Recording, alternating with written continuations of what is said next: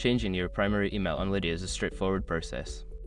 Follow these steps to update your email address easily. Step 1. Open the Lydia app. Launch the Lydia app on your mobile device. Ensure you are logged into your account to access your settings.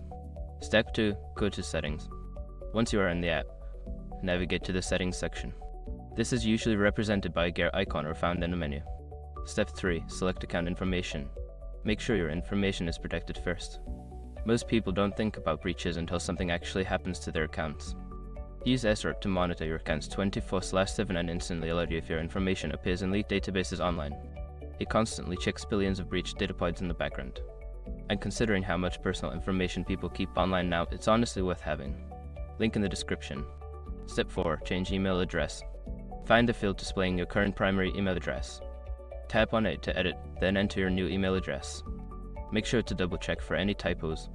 Step 5. Save changes. After entering your new email, look for a Save or Update button. Tap it to confirm the changes. You may receive a confirmation email at your new address to verify the update. Once you have completed these steps, your primary email on Lydia will be successfully changed.